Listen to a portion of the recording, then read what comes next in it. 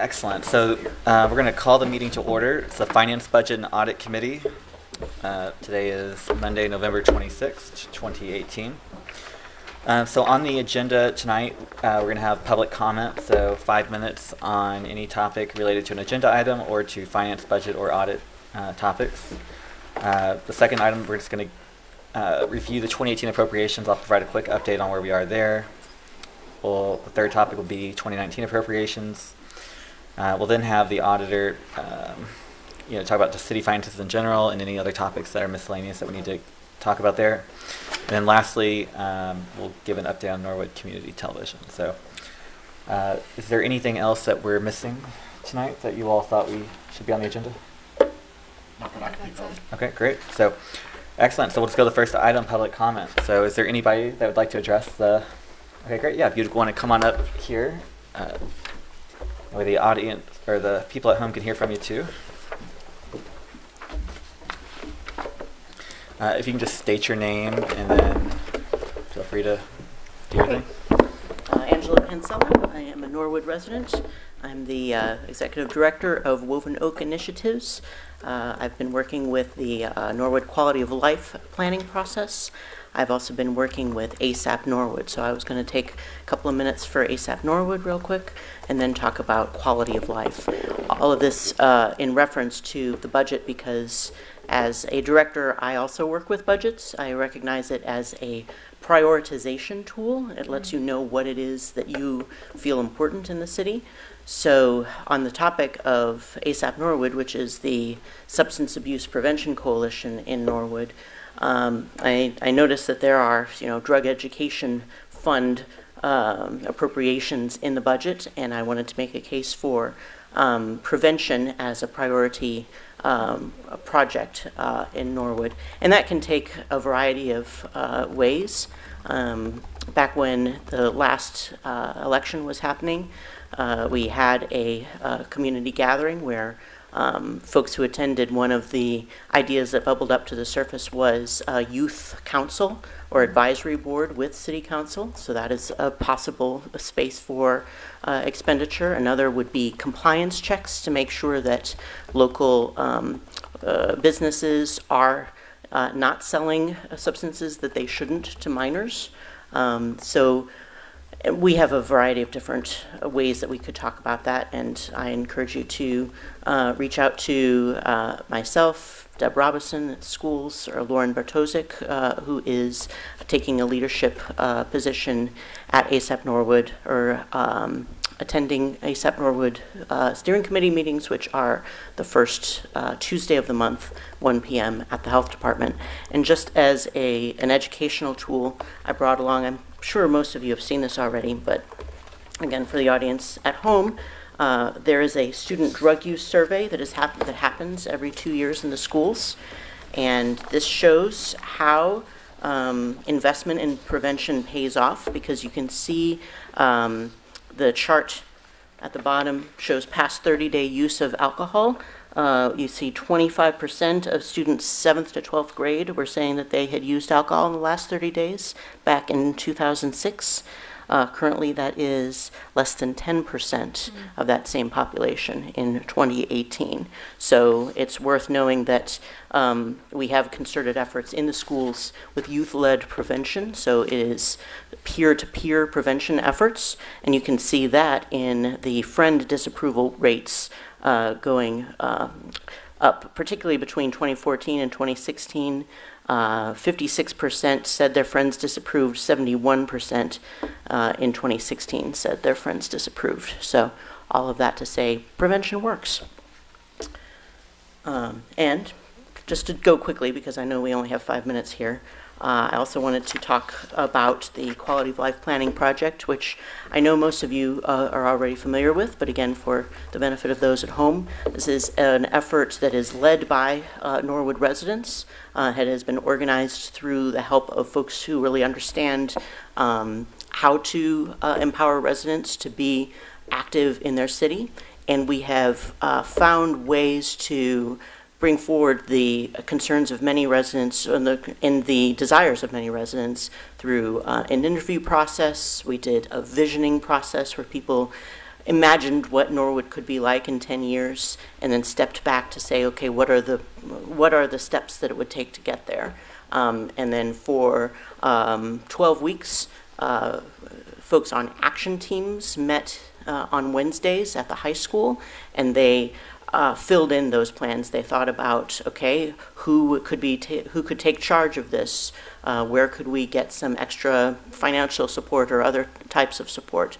And this could be a space, again, depending on what your appropriations are, that the city could show some partnership with this, some investment in this, particularly as on February 9th, so mark your calendars for February 9th, it's a Saturday morning, 9 to 11, lunch possibly to follow, location to be announced. We will be rolling out the community agreement that has been crafted through these action teams. And we have focused on economic development, on community engagement, on infrastructure, on inclusion, perception as the areas that we, and housing, I'm sorry, as areas that are of particular interest to the community. And in each of those, some projects have been identified and some strategies for doing those projects have been identified. So I put together, it's very rough and I didn't even list housing on it, but, and I don't have monetary bits except just to list off the different project areas, but then personnel costs. We've been able to run a very lean machine with the quality of life planning process. It's mostly volunteer, and my time, it's only 20% of my time that is allocated to quality of life planning. So I listed those personnel costs. I also listed possible space rental for when we do the rollout. I listed printing and marketing for when we do the brochure, where we'll list out these projects that will take us in the next 10 years forward.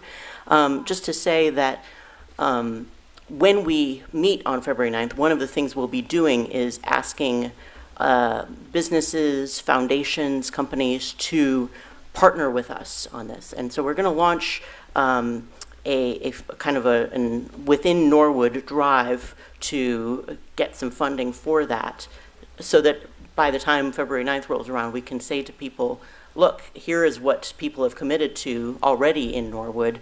Won't you partner with us? It's a much more persuasive selling point than, here, give us money and we'll do stuff with it, right? It shows that we have some skin in the game, which we already have by the fact that people have spent an extraordinary amount of time and effort working on this project. So there is a lot of commitment besides the financial commitment as well. Great.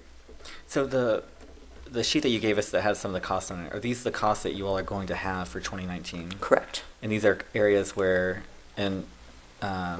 you all have not identified a funding source yet, or are these areas where some of these? We have identified potential funding sources, but we have not approached funding sources necessarily. Okay. And yes, list housing as well under the different projects. Okay, that did not print out.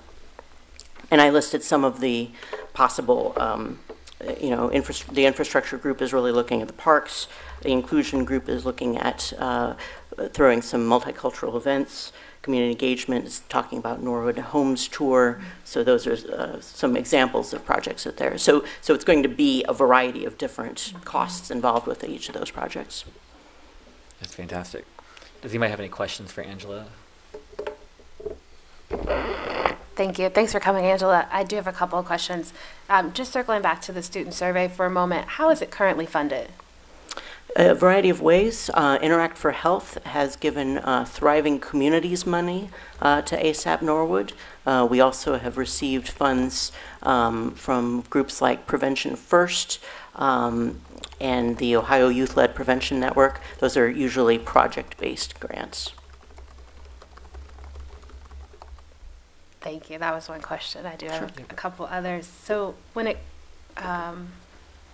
when you talk about what's already been invested, have you already calculated volunteer hours for the Quality of Life project?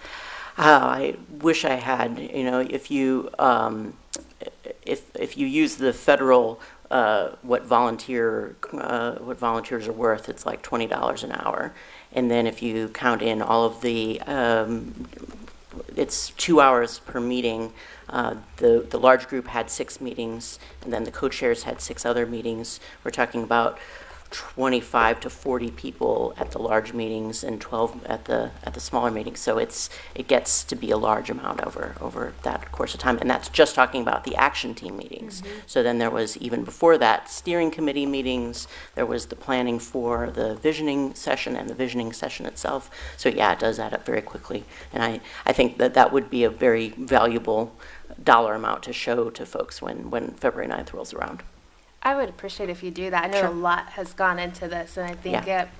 because we are a city that does a lot of volunteering, and Yeah. this has in large part come together because of volunteers, I think that would be very inspiring. Yeah, yeah, and I'm a happy good to way do to that. think about how we and other partners come alongside what's already Yeah. been invested. Yeah, great idea. Thank you. Thank you for sharing. This was really helpful, both pieces. Yeah, thank you. And then my last Yeah, but- request would be, will you come back and tell us when the location has been Absolutely. decided for Saturday, February 9th? Yes, Saturday, February 9th, 9 to 11 a.m. All right, thank you. Thank you very much.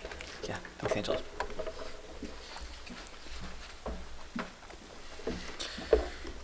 Okay, excellent.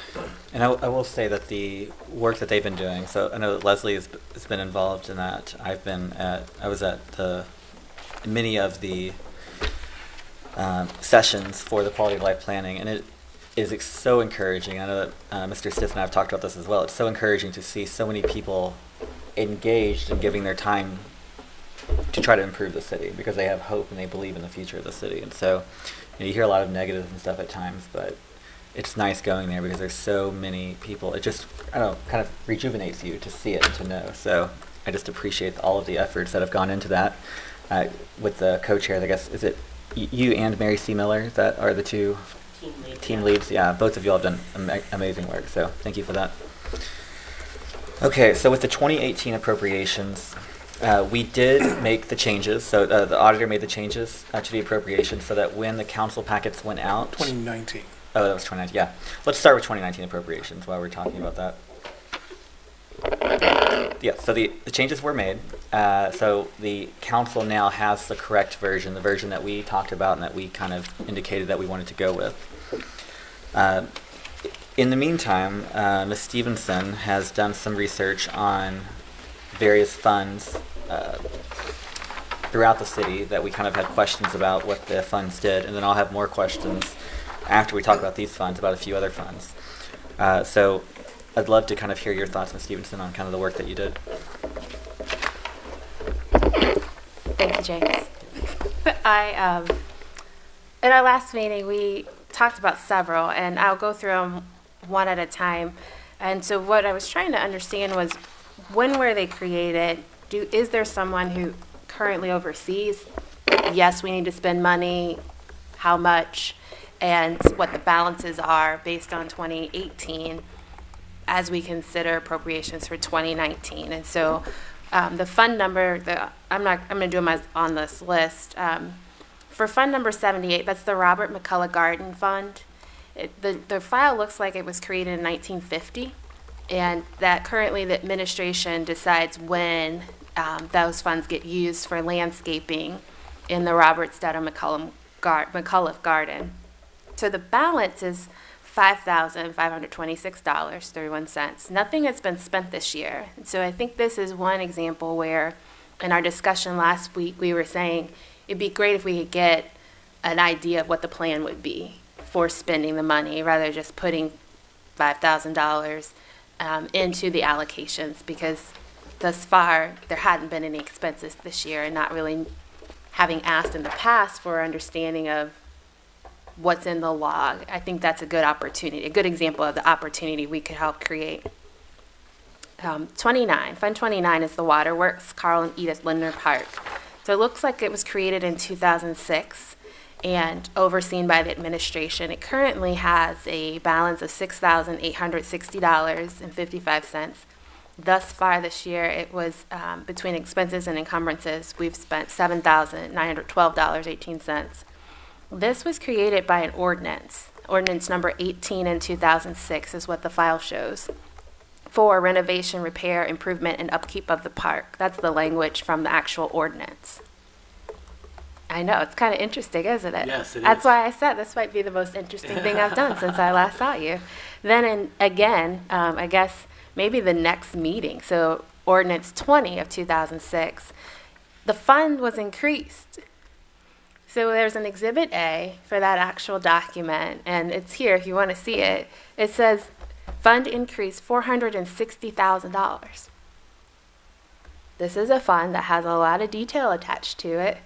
And again, a good example of where maybe having a plan up front and kind of seeing what's going on, it could potentially increase buying power.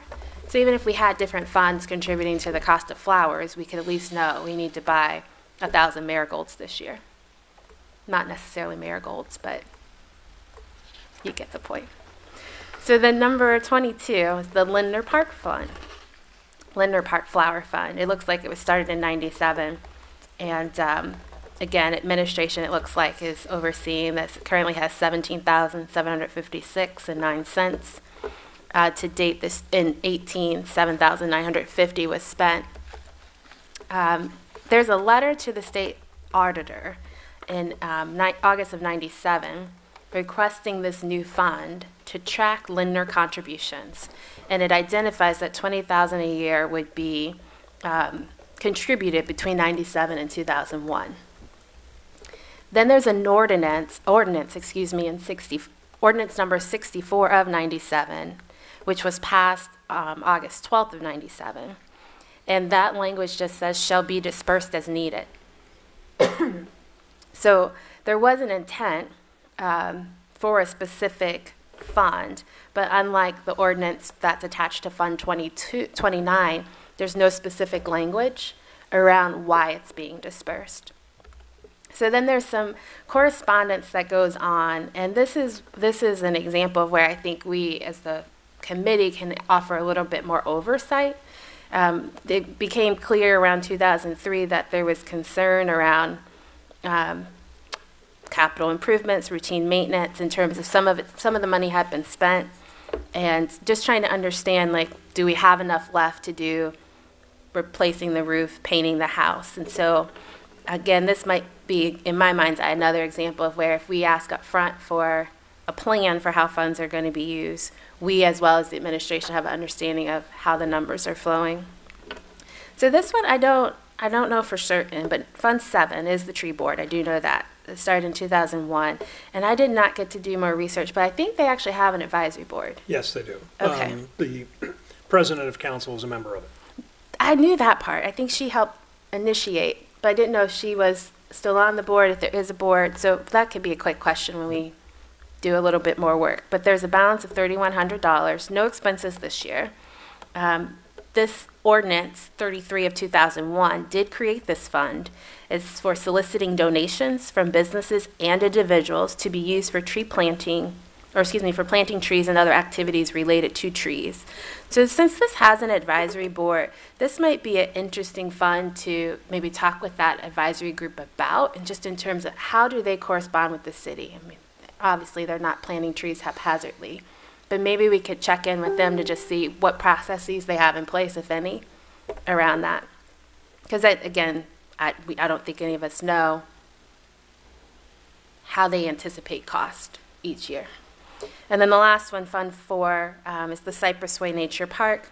I couldn't tell when it was opened, but I believe it's overseen by the administration. It's got a balance of $9,819.15.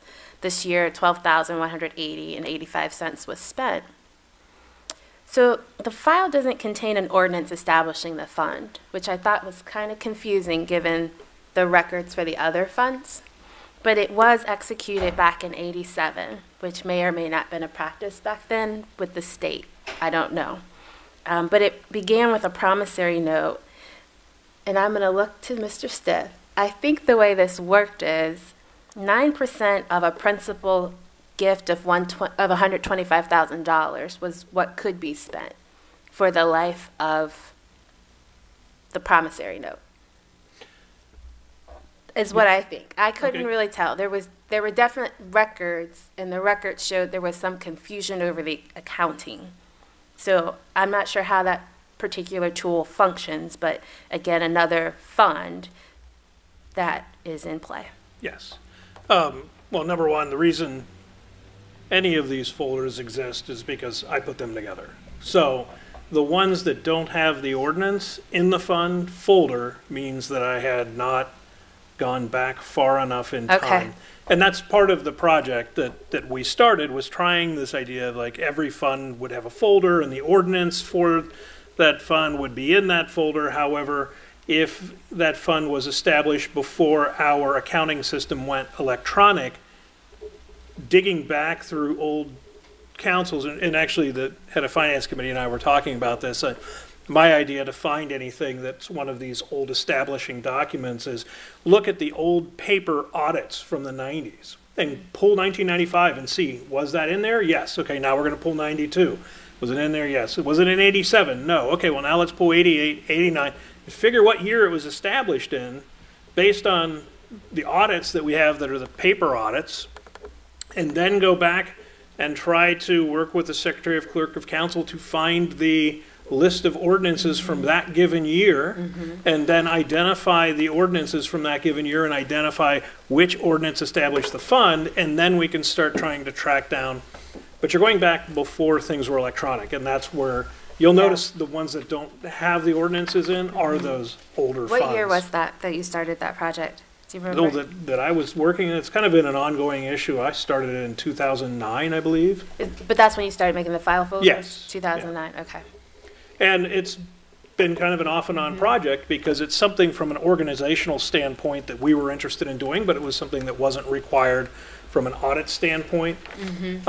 Some of the questions that came up initially, early on in the time that I was involved in the city, starting in 2008, when we would meet with the state auditors, my deputy Marcus Patterson and I would look at these funds that didn't have much in it. Why do we have a trust fund with $64 sitting in it? What can we do with that? Can we just put that in the general fund and we don't have to account this fund anymore? And we had talked to Pam Dunn, who was the chief auditor back then, and she said, you have to go back and find all of the original documentation for what the revenue source was for the fund, look at the ordinance that created it, track down the original documentation, because funds are there because of restrictions from the revenue. A lot of funds would say, like, any money that's left in this grant with a balance less than X amount of dollars can then be transferred into the fund. Other ones would say, if there's money left in the grant, return it back to the person that established the revenue source for the grant. So we would have to track those down. And some of these things we have tracked down, and as you've seen in the folders, we were actually able to identify, what restrictions there are for funds. Other ones, as I look at this and I say, well, there's a $64 balance in that fund, and it's going to take 100 man hours to figure it out. It was not as high on our priority list, or it's still on the list and just hasn't been aggressively gone after at this point. We've seen a huge expansion in the number of funds that we've had just since I got involved in 2008, and the majority of those, the number of funds have increased by at least 40%, and the reason for that is a lot of these are TIF-related funds. So there are other funds that we've gone through the process of actually closing down. Now that we're in fiscal emergency, the state came in and said, don't use these funds. A good example was the separation pay fund, which we used for years. It was the accounting practice prior to my taking office. And whenever anybody left the city, they could take all the time that they have banked up, their sick time, any vacation, holiday, or comp time that they've got, and when they retire, on their retirement date, we would calculate out, here's how much time you've saved up, and here's how much value in dollar it has, and then we pay them that money. That is their separation money. They're selling all their old vacation time, sick time for a percentage of its value, et cetera, comp time that they've built up. And we would transfer that amount of money from the general fund into a separate fund that was just there to handle the separations. Now, when the state's coming in, they're like, no, you shouldn't be doing it that way. What you should do is that should be billed as part of the accounting for the budget for that department. That when that fireman leaves, that's part of the fireman's salary key, that there's a line for separation pay, and that comes out of their budget, not out of a separate fund that the city generates. So that's an example of a fund that we closed. The other one was, the example was the C9 Trust Fund, actually having a fund that the money would go into and payments would be made out of. They said, no, that should be a key in the general fund, not an individual fund. So we've kind of cleaned these up. And now we've got these funds with nothing in them, but if we delete them out of our system, it deletes the entire record of the entire history of that fund. Right. So we can't do that, but we would like to try to find some of these things, if there are monies in these keys that can be used for things in the city, they should be used, and try to zero that fund out, and we can just have a fund with a zero balance. Well, we've done some accounting things over the past several years that I've been in office, where when money would come in for capital improvement projects, including parks. And a good example for this was, we got a Fenwick's Park NatureWorks grant for about $19,000. And back then, in 2010 or so, they just created a new fund for it. And that's still there. Even though it's been zeroed out, it's been paid, that's still there, and we still have to account that every year. So what we did was establish those capital projects funds. Capital Project 1, 2, and 3, where we can say we can have keys within those funds and just balance those funds out and appropriate them for the years that the money's there, but then keep a separate line within there that we can account going back line by line, project by project, but not make a new fund every time we've got a new project coming on.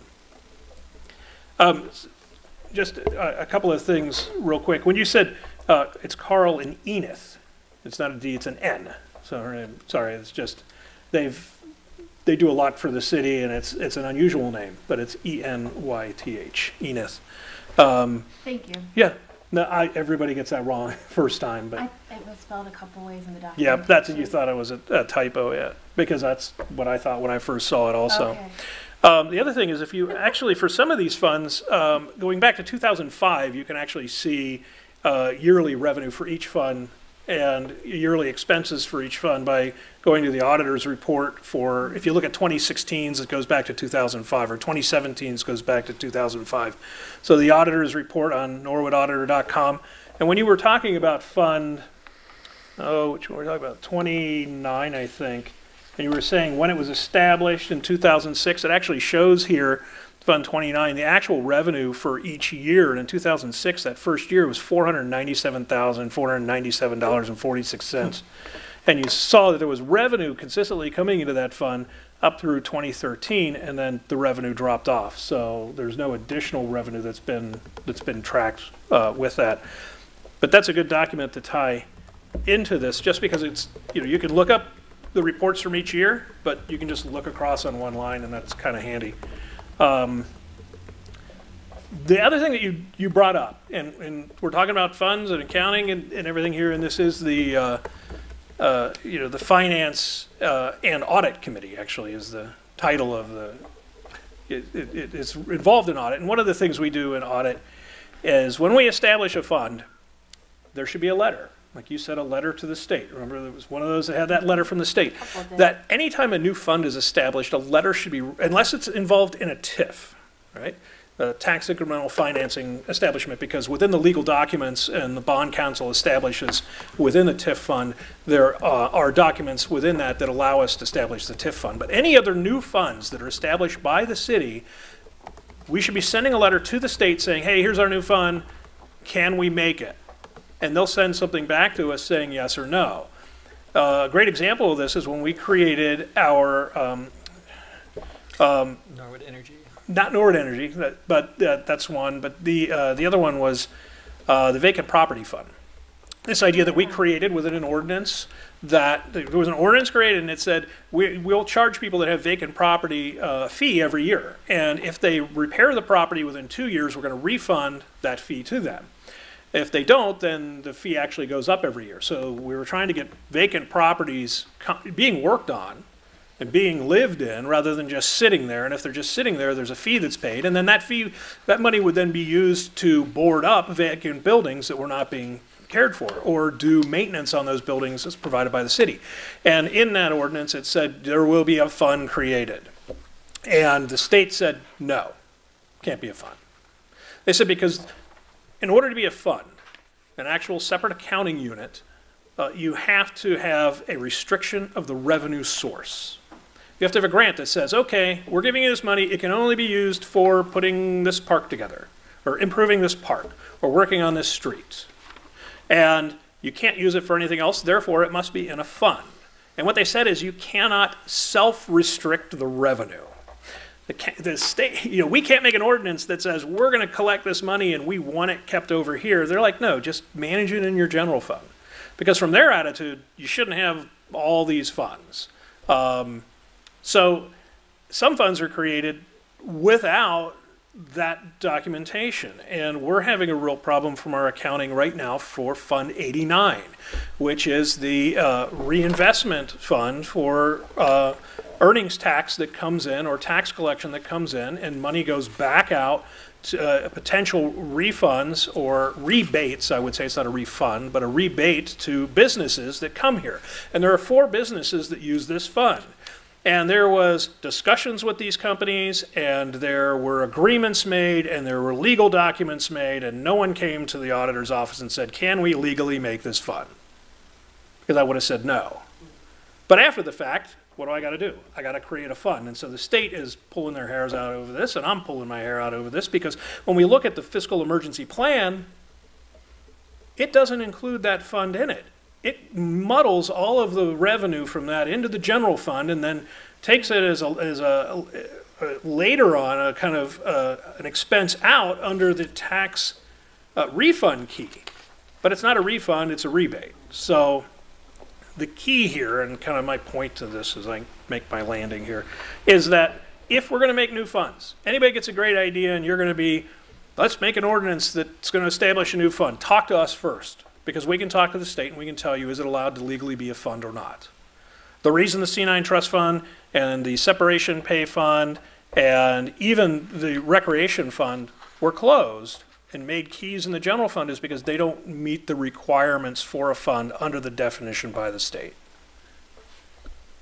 Got off track, but we're talking funds, so. I think that's actually a really good call out at this point in time. So part of why we were looking at this was to try and operate in a way that allows us to be more fiscally responsible, and I think that's a great insight for me. I'm wondering probably 3 things. One, are you aware of any resolutions to that effect? That that's the way the process should flow, that no new funds are created? Obviously, I understand that's practice that has occurred, but I hear you saying the state has a point of view on not creating new funds, but just in terms of how council and this administration operate, do we have anything local that's ever been adopted around that? Well, I think that's a great question, because that's one of the big things that I'm pushing for within this fiscal emergency. And one of the things that's going to be required for us to come out of fiscal emergency is to have a written policy and procedure manual for the city of Norwood, which we don't have. We have some policies, mostly procedures, that are written procedures within my department. And as we're seeing things that we come across, we're trying to create more and more written procedures. But one of the policies that should be is that any ordinance or contract with the city that involves the creation of a new fund must be approved by the city auditor's office. Can you say that again? I just kind of made it up. So That's okay. I said Riff again. any ordinance or contract with the city that involves the creation of a new fund should be first approved by the auditor's office, city auditor's office. And then we would contact the state and make sure that's okay. A similar policy I would love to see is one that says no lease agreements should be entered into by the city without first being approved by the city auditor's office. We just had a new lease agreement come across our desk that has quarterly payments that have monthly, they're actually monthly interest payments on a lease that are paid quarterly. And I'm like, most of our leases are annual or semi-annual. They should not be a 60-month lease. I also don't think, if we were, from an accounting standpoint, I know they want us to do like long-term things, but if we're going to go out and buy 3 new police cars for the cost of $65,000, we should just buy them. We should not be doing a 5-year lease for $65,000 for 3 new vehicles. The only people that helps are the banks. You know, if we're going to spend the money, let's spend the money and let's budget for it. Let's say we know we're going to need 2 new police cars every year. We're going to need new ambulance every 5 years. This is the stuff we should be thinking about now that we really haven't been. So that's very clarifying. There's not anything in place. I hear you saying the city is in need of a policy and procedure manual that would include things like auditor approving of how we're paying and when we're paying. And this is something that's part of the fiscal emergency Yeah. process, and before we come out, this will be created and the state will be assisting in it. Although from their standpoint, you know, they're approaching certain major subjects one at a time, and this is something that we have started work on, but this is further down the line. Okay. And as part of that, they're currently finishing the accounting Report on evaluation. accounting methods. Yes, report on accounting methods, which is going to be a really fascinating document when it comes out, because it doesn't just deal with all the finances of the city, but a lot of the ways that we just handle our internal paperwork. And looking especially at how other cities do this, when we look at their report on accounting methods, I think it'll really help streamline some of the processes that we have. We still do things a very old way because it's difficult to get people to change. So this will be interesting, but I think it's that first step towards creating the policy and procedure manual. But it should go through in depth many of the things we do here and have it in writing. What is the policy? Who is responsible for this? When will the things be done? So in the interest of moving through our other topics too, my other question was just going to be around this whole process of figuring out the origination of some of the funds. So I know there's a couple more we wanted to talk about that maybe you've got some more info on, but my request to you is just, could you put in writing for us to know, like, what's the scope of the project you'd like to see? Or maybe just like the next step. So I think we would benefit from that. And part of what I'm recognizing is because we're not, this committee is not embedded in the recovery process. Obviously there's a connection. I think it's important for us to be able to discuss what's happening and have a point of view, since so much of that plan will govern how things are administered, which will impact some of the processes we're a part of. But I'd like for us to still have conversation. That way we can be thinking through how this would change the role of the committee, potentially, in figuring out when we need to develop a point of view, maybe put forth a resolution or an ordinance, be it because we're complying with that manual and procedure or because we have a point of view we'd like to express. Okay. So that was actually 2 things, but So, one. Just so I got it down. So again, what are you looking for Jim? For Jem to let us know what's the scope of the project for figuring out the origination of funds. I know you said there's a lot of manpower involved with that, and whether that's interns or thinking through how we engage, or even thinking about is there support that could come from the clerk of counsel's office. I think that's important for us as we're in this recovery process, like to the point about can we zero out funds, and if so, what could those funds be used for? The other thing was, as these steps happen with the recovery process, I think it's important for us as a committee to discuss how might those procedures and planning policies affect us and the role we might need to play in some of the decision making, or if we want to express a point of view on what's been developed. Okay. Great.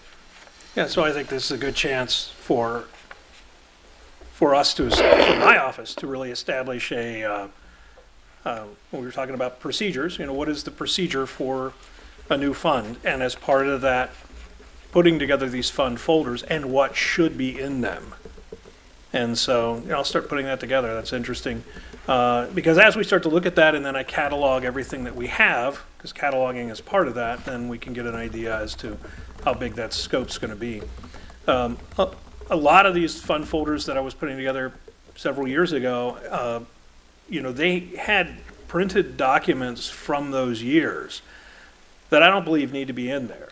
As I'm looking through and I'm saying, well, we did a revenue audit trail for this fund for its balance in 2012. That's in the computer.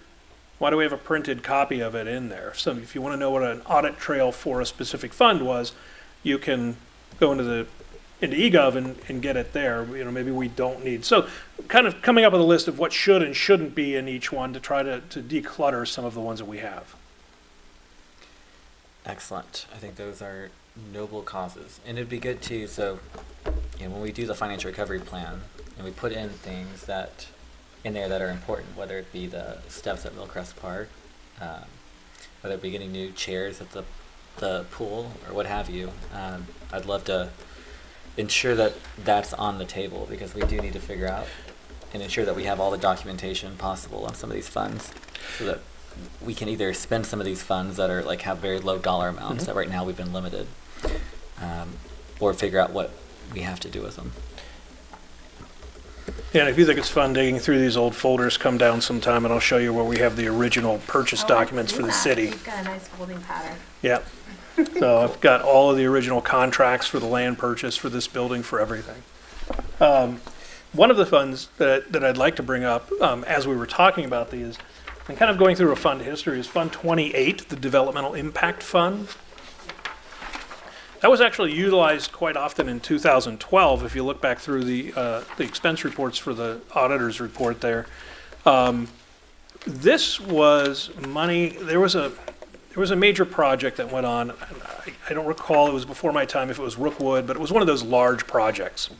And the city was concerned about the construction that was going on at that time and the impact that economic development would have on the city. And so there was a sum of money, I believe it was around $700,000, that was put into a fund that could be utilized by the city. And that was in there long before I took office in 2008. In 2012, when we really started having the bulk of the beginnings of the economic problems that we had through 2016, that money could be used for projects in the city. And what the Finance Committee at that time did, with the permission of the mayor, was utilize that money to do things like pay the gas and electric bill for the general fund, pay the vehicle fuel for the general fund, pay all these other keys for the general fund, because we didn't have enough money to pay salaries. Hey, just stop, Jen. Just stop right now. Yes. No, it's good to know so we can learn from the mistakes of the past. I mean, it's good to hear, but it's just a terrible way to operate the city. Yes. So, my point is, and they actually tracked, in my accounting, I actually tracked key by key what those things were used for, but knowing that we did not have enough revenue to meet our expenses in 2012, there was this lump sum of money that essentially was utilized as a rainy day fund, which was the way it was described to me by the council people and the mayor at that time. That's why they held on to it. And they utilized that as a stopgap measure that year. Really went on for 2 to 3 years, dwindling that money down. And so now there's $1,443 in there. Since they used it for all those other things, I would say that council could probably use that for whatever they felt it would be best utilized for. That fund does not have any restrictions that I'm aware of at this point. Okay. Can you say again where the origin of the fund? It was, from our understanding and from the audits at that time, it was money that was paid as for potential damage that the developmental impact, the impact of the city from a developer coming in, what potential damages could be done to the city. That money could be used to repair. If the street in front of the city was torn up, in front of that project was torn up because there were large trucks there. If the parks around it were damaged because of all the activity, if there were other things that the city wanted to utilize for, then it sat there as basically a rainy day fund to be utilized at a later date. What was the source of the revenue? Was it from developers that came in? They just made a cash payment to it? I believe so. We could pull that out. Because it should be within our computer system, we could pull out the revenue audit trail from that year, and it would show the actual copies of what came in. Yeah, I'd be. Go ahead. I don't think I heard you. Where did they generate the money from? They're not sure. It was We're a not sure. developer that paid it A developer paid that. Okay. to be utilized Okay. for the city. Yeah, if Okay. there was damage to the property. Thank But you. then once that had passed and the development was done, it just became money the city could utilize. Yeah, so we will take this subject up at a future Okay, meeting to okay, thanks. learn more about it. So once we get some revenue reports created and, or I guess not created, but ran. I mean, they're already Yeah. in Interesting. Yeah, I was just gonna say, would you please run a report for Fund 28 there. Yeah, just so that we can see what the revenue was going in as well as, Expenditures. especially like because I'd like to see Yes. what years the revenue came in and then what years they were spent. I mean, it does sound like more of a rainy day. Fund. So it's just I hate that fact. I hate the thought of using rainy day funds on general expenditures like that's. Which is why we should have a rainy day fund. Yeah. It looks like I came in 2005. There was $700,000, 2005, $50,000 in 2006. That's just from the Auditor's Report 2017, page 23, if you want to look at that online or look at it later. page 23? Page 23. And that's under Fund 28. And then, I don't have the expense here on it, but we can run the expense report. So, okay, that's good. So essentially, are there any other questions about, I mean, I've got a couple, but about funds that, and I'd like to focus on because I want to be respectful of time. Funds that we are currently have listed to appropriate dollars to next year that we may want to consider not appropriating or reducing the appropriations. Any funds in here that, even if they have there are some funds that have a balance, but it was the recommendation of the city auditor not to appropriate funds to them, or it was through the your statement. There's, Yeah. right, so right now there's a balance in funds across the board. We're trying to say, what do we think the balance is going to be in that fund next year and what the revenue for that fund is going to be next year. That's actually what's going to come out in the Certificate of Estimated Resources that my office will generate, which limits the amount that can be appropriated for all funds, including the general fund, by January 31st. We have to wait till the year closes out to see how much is carried over in each one of those funds. Funds that have a small balance in them now, I didn't anticipate that they would maintain that small balance at the end of the year. So a lot of funds might have $1,000 in it, and I'm not going to say it's definitely have $1,000 at the end of next year. Once the year closes out and we know what the balance is, and then we can project the revenue for each fund, that's the certificate that comes out. Then you can raise the appropriations to the amount of the certificate if you choose.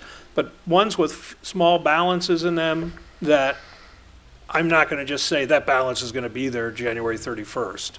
So they were appropriated at zero.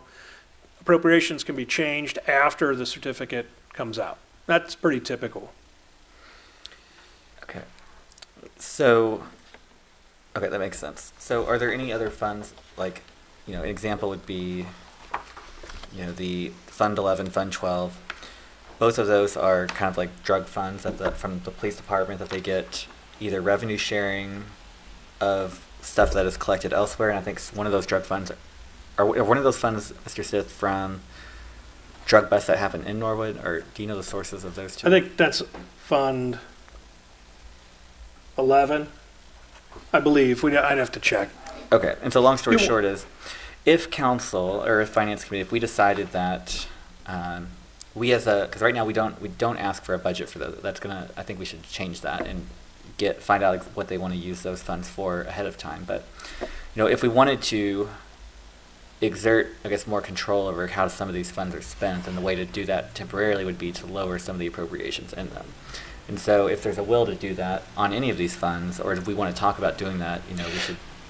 Can I make a suggestion? Yeah. How about if by the first week of December, I go through a list of all of our funds. I highlight the ones that are like TIF funds or kind of fixed revenue funds, et cetera.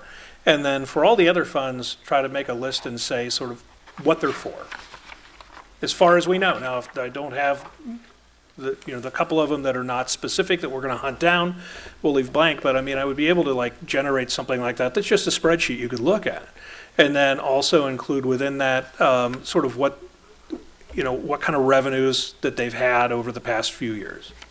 I mean, that could just be a spreadsheet that looks just like this cash position report, but you would be more quickly be able to identify those that are of question. Yeah, that would probably help this discussion move forward. So I think that would be good. We can plan on meeting maybe the second week of December. Yeah, I can put this together in the next 2 weeks or so and then email it out to everybody, and that can kind of be a starting document. So, I mean, that would raise there's just like there's a number of things that you guys have asked, what's this fund for, what's that one? We can just make a list.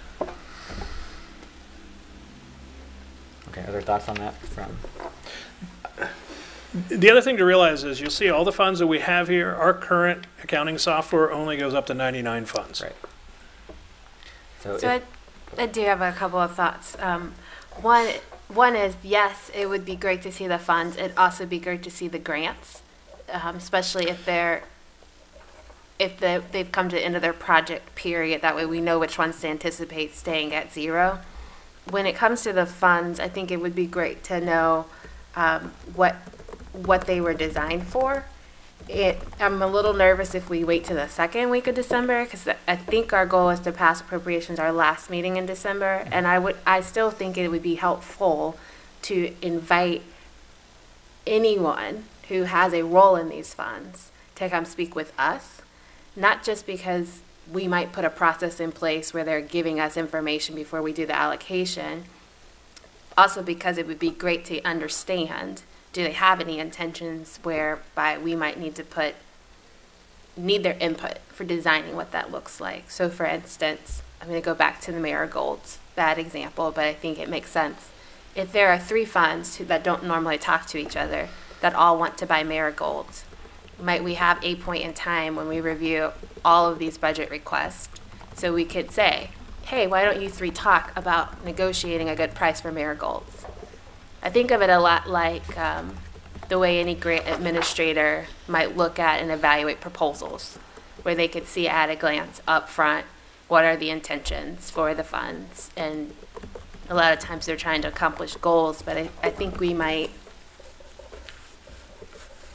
in some ways, be able to serve in a consultative capacity, just in terms of, is there a value add if funds were to work together to buy something they need? And, or I think, especially as we know we're moving towards the creation of this capital improvement campaign, depending on what the funds are for, there may be dollars that could support some of the work. So for instance, when Jim was just talking about the developmental impact, while that may have started off as environmental, I'm thinking about HCDC is doing work right now on businesses and vacancies. Like, one of the things that has come up in discussion is, will that project leave us with a list, or will it leave us with a map of where types of properties are, so that we could then actually create a plan knowing, oh, this is zoned for this, it's this many square feet, rather than just having a list. So I think there's some ways that we might be able to, not just this committee, but council, think more constructively. So I would really suggest if we could meet earlier, the better. I know that might be a quick turnaround from today, but at least to provide the opportunity to hear from, I mean, we don't even know who would be inviting, I think, in some cases, but. I was going to say, we need to get that list, or at least to know that the various players that are out there. So is it, there's a health department grant that's Fund 15. Yeah, Is that that's got many sub-keys in it.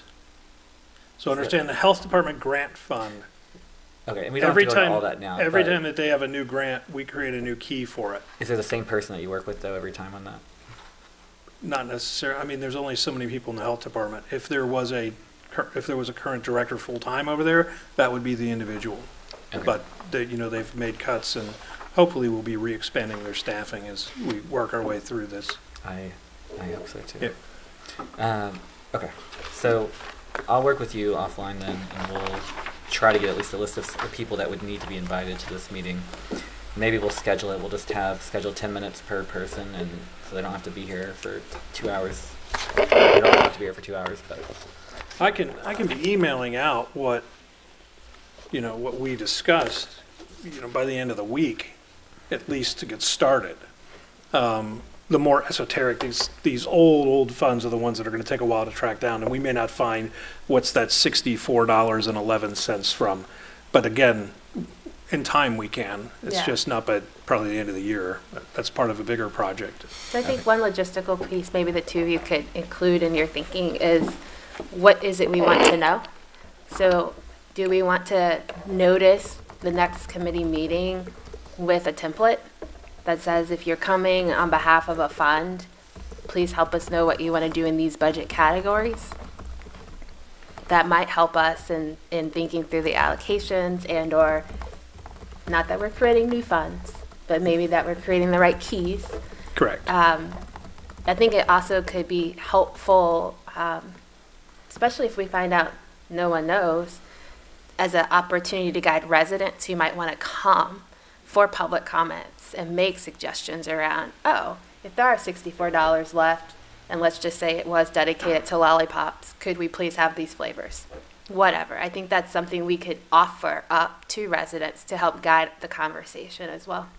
So I don't know what that needs to look like, but some type of outline, even if it's tell us your story, how much you want, whatever, not want, how much you anticipate spending, but that could be helpful in figuring out how do we get that to the public or to these administrators too. I was going to say the other thing with as you brought up, the fund accounting level. If a fund does not have payroll in it, we only have to account to the balance of the fund. In other words, if we say this fund is going to be appropriated $10,000 because that's its balance, that's the minimum of what we have to do. If you decided you want to do so much for contractual and so much for materials and supplies under that, or you want so much to go to a specific thing, you can appropriate, I should say, you can appropriate to whatever level of detail you want to do. It's just from our standpoint, the minimal level is if it has a payroll in it, any payroll coming out of it, it has to have payroll, materials, supplies, fixed expenses, contractual. But if it doesn't, we just appropriate the whole fund. But you guys can appropriate to any level you want. So that might be the rubric to use in terms of figuring out, do we think a fund needs $1,000 for paper clips, or do we actually want to see it go towards hiring a contractor to do services, like based on what's being expressed as the need? I don't know where these examples are coming from, but I think they're working. Yeah, no, that's great. So I will work with the auditor on that. I'll probably reach out to you too, Leslie, just to make sure that the direction we're going is good. But I agree with you. I think it's going to be very helpful for us and a helpful exercise to do. So the 2019 appropriations, we will talk about them at the next meeting. We'll still probably do the first reading at council of the ordinance that we have, and if it has to be changed, then we might have to do 2 readings at a specific meeting, but we'll just move forward with that. Okay, so the 2018 appropriations. 2 things here, well, could be more, but the first thing is that I did talk to April today. They're very busy at the auditor's office because of the filing deadline, at the state auditor's office because of the filing deadline. So I'll have more discussions with her about finding 2018 appropriations that we can reduce so that we can increase them to save some of the money that we spent in some of these various funds on park, like general, some of these maintenance or utility expenses or what have you that we have spent. When we looked at it last week, it was about $17,000. I'd say if probably closer to 18 or 19,000 if you want to count all of December's 2 that we'd have to find. But essentially, I'm going to give her some more information on it. I'll let you all know at the next meeting kind of what she says there. The second item I wanted to ask about, wanted to ensure that we kind of clarified the then and now ordinance that's coming to council, that council had at least 1 reading of at the last meeting, when it comes to the water fund. So there was $550,000 that we have to authorize because of increased water bills from the city of Cincinnati, or Cincinnati Water Works. And so I wanted to give the auditor an update because I was under the impression that the reason why that was needed was because we did not appropriate enough funds at the beginning of the year and that we could have appropriated more. But the auditor, I think there's some more to it that we could not have added more funds for appropriating. So I'll let you kind of explain So it. the limit to appropriations, which is the budget for any fund, is set by the Certificate of Estimated Resources, which is produced by my office and approved by the County Budget Commission. That sets the top limit to everything that you can appropriate. If I say this fund only gets $1,000 this year, you can't make it $1,500. We have an exception to that in the fact that we are in fiscal emergency. Being in fiscal emergency, we have created appropriations or budget that exceeds the amount of my Certificate of Estimated Resources for 2016 and 2017 at the time of the adoption of those appropriations. The justification that the state made to allow that, and the reason the county approved it, is because our revenue of that given year is enough to meet those appropriations. Now the problem was, if you end a year negative, you have to take that money off the top of your revenue for the next year, and then that's how much the certificate is, because you have to pay the stuff you still owe from the previous year. So you can't do that except in the case that we're in fiscal emergency, and they said, yeah, we know that, and you'll end this year negative, and you ended last year negative, but we're allowing you to keep these appropriations because your revenue year to year will support it. I had a real problem with that, but got that in writing from the state. Now, the water fund's different because the water fund didn't enter this year with a huge balance. It entered this year with $109,000. So when the water rates go up for the city of Cincinnati and then the water rates go up for the city of Norwood, to match that, there's going to be a time lag because the water goes up day one here, and we bill in a 3-month cycle, so we're 3 months in arrears. So we were always kind of lagging behind.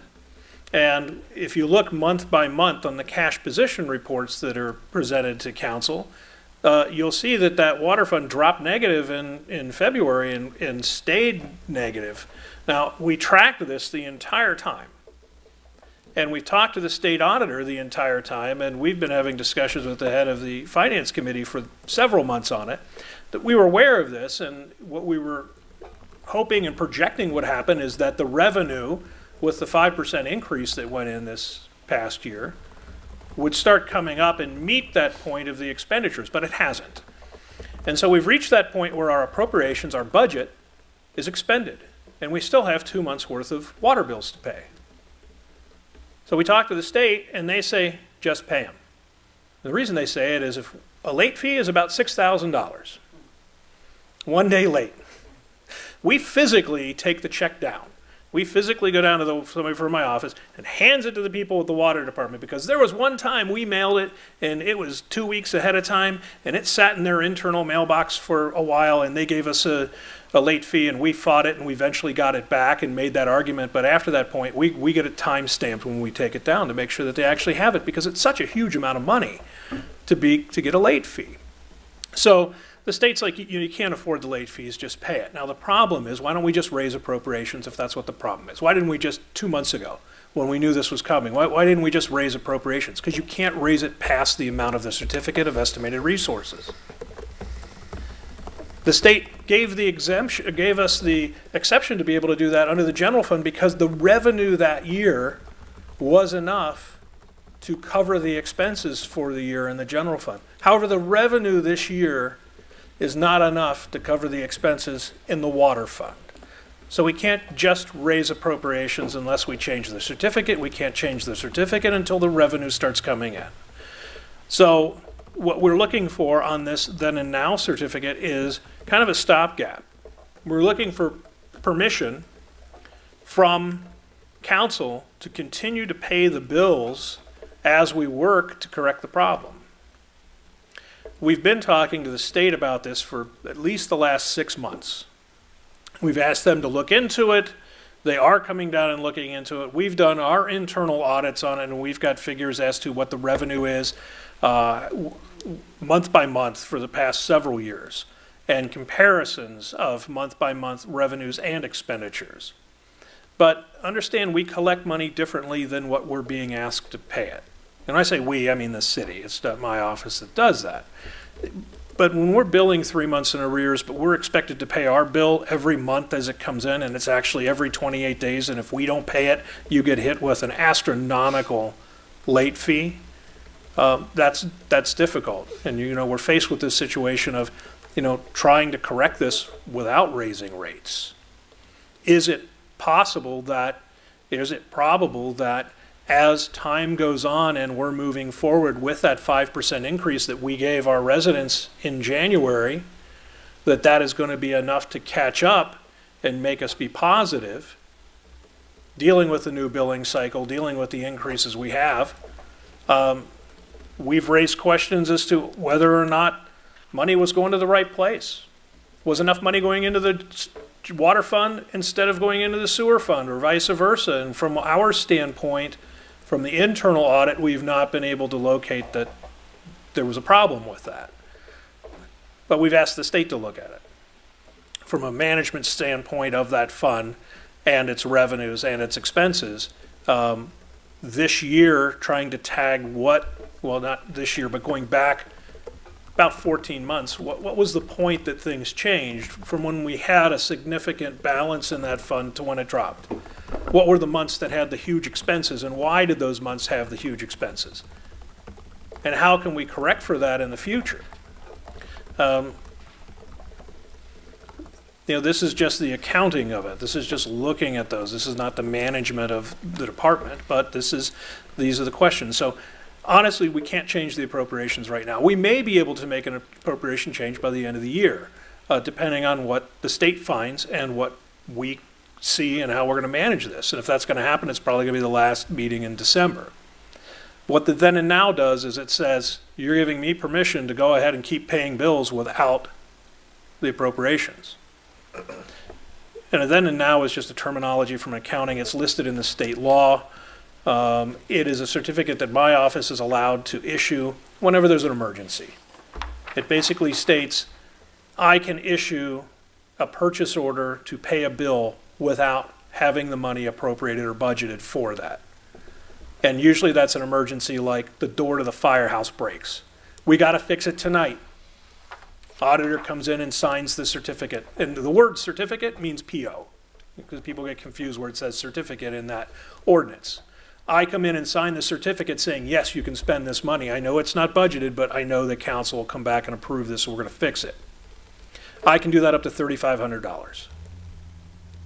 This is $550,000. Sure. Okay, that helps. Are there any other questions for the auditor on that, or any other topic appropriations? I have a couple of questions. Is the internal or is the state audit review looking into the percentage of past due accounts the city is carrying? That's something that the state would be looking into, working with the water department itself. Yeah. Okay. And am I correct? Was it actually January or was it like March when the 5% increase went into play for residents or property owners? I believe it was January, but I will check here. I think I have it in my water stuff here.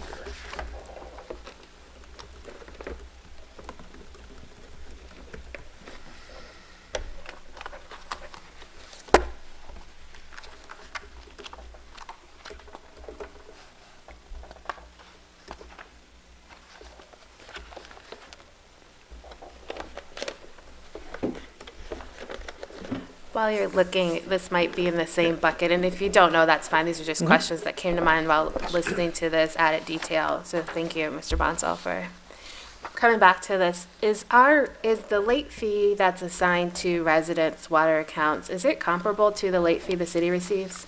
I have no idea. That's not my department. I know it's not your Yeah. department. I'm just wondering, like, was that part of what you looked at? No. Okay, No. that's fine. Well, I guess at follow-up on that, where does the late fee go that's assigned to residents on the bill? Does that go to the sewer fund, or does it go to the water fund? Or?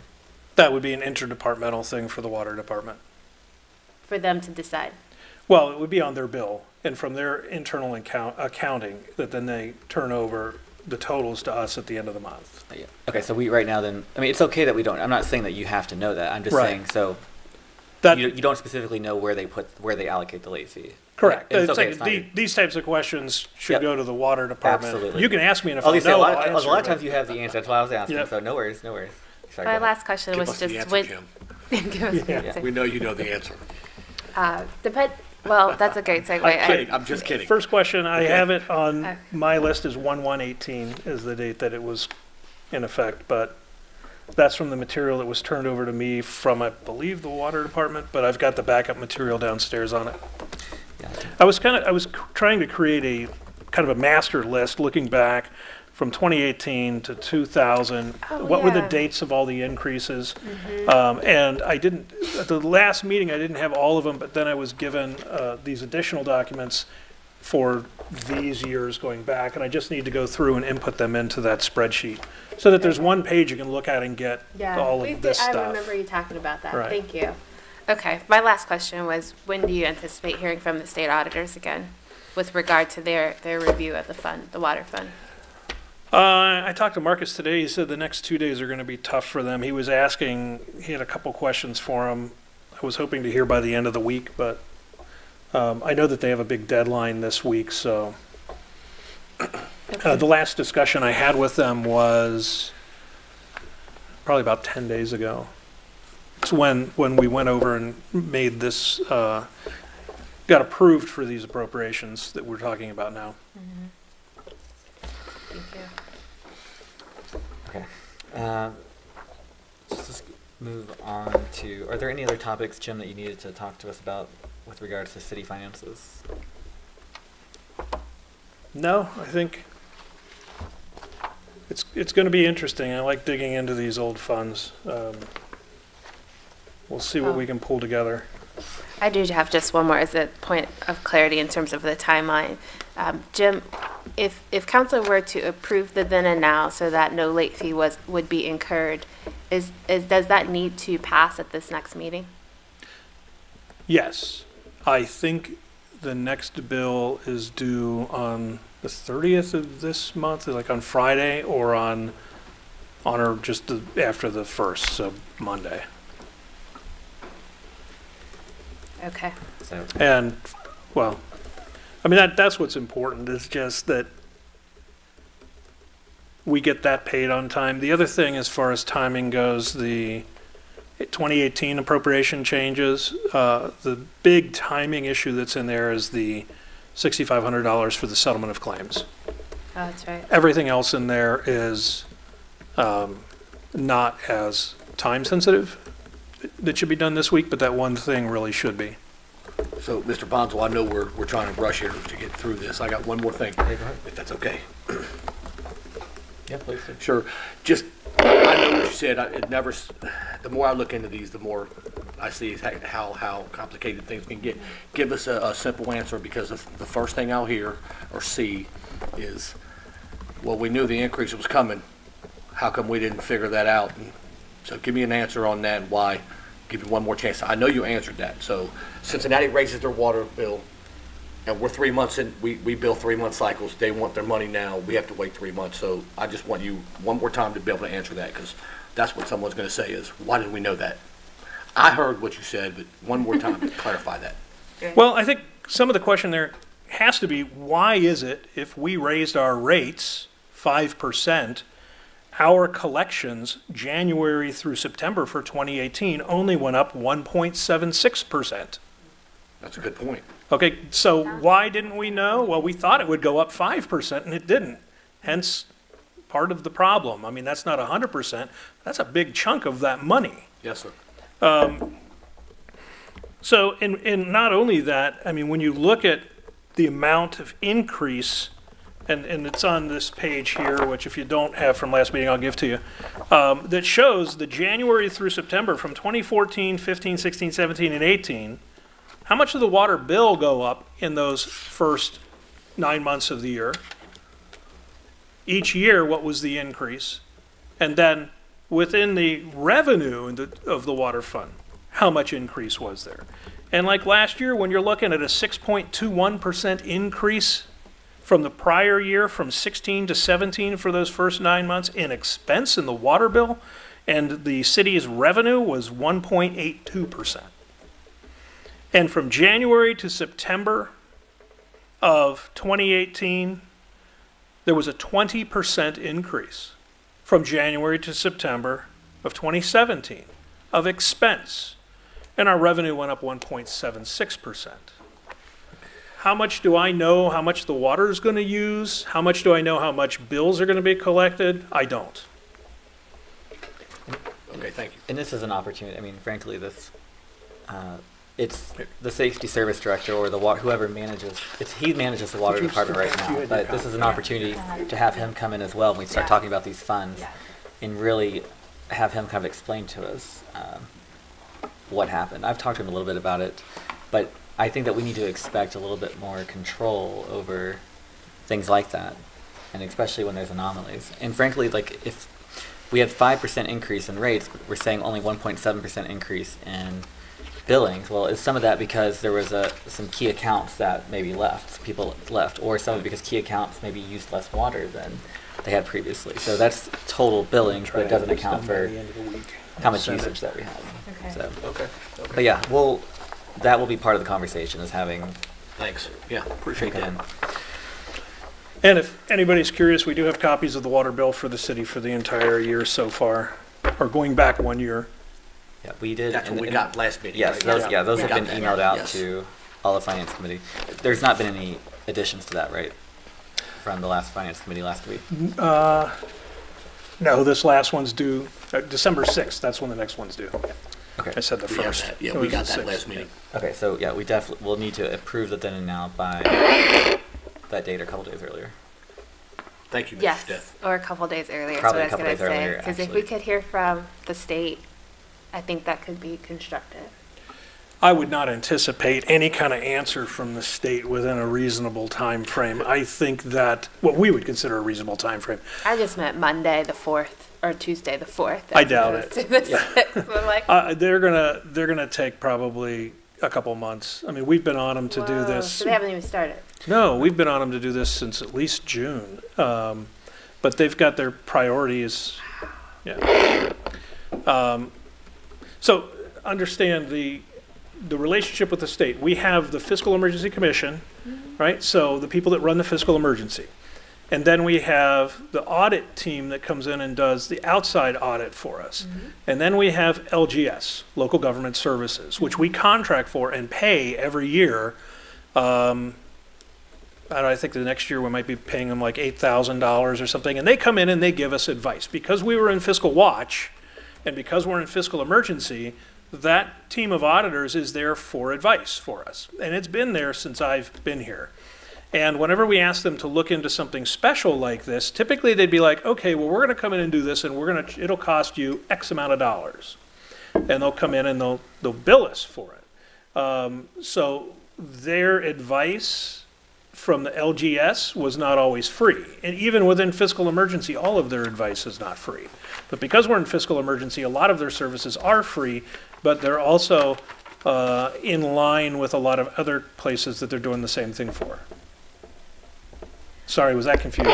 No, I'm following. I just don't know if those other places have a bill to pay, Yeah. like Well, our timeline. So that's Correct. why I'm just like, that's important understanding. I appreciate it. I'm hopeful that they can support us in our decision making. Okay, excellent. We'll just keep moving then. So the Norwood Community Television, I know Tyler's here if we want to hear from him again.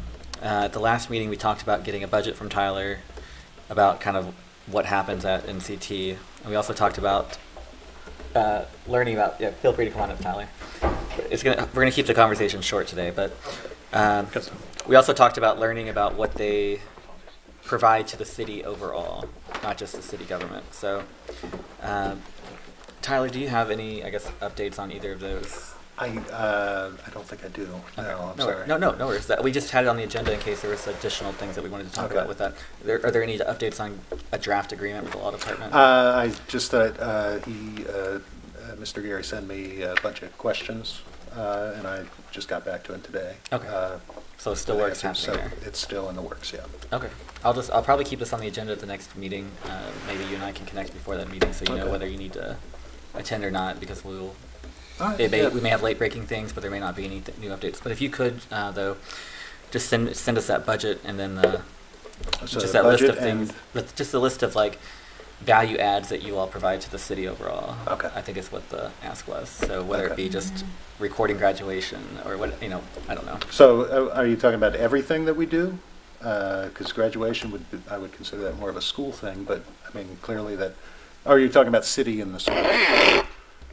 You're not talking about I think this- we're talking about more this- that just a kind of more of a global look at it. Okay, I yeah. think it's going to help us to know, even though it is school related. Sure. We are, and they're providing you all space, but we're still helping to subsidize some of that stuff that happens. Right, Which, right, absolutely. and it's a good, not in a bad way, but just it'll help us to understand like all the value that we're getting for the Okay. funds that are happening. So, and just help, yeah.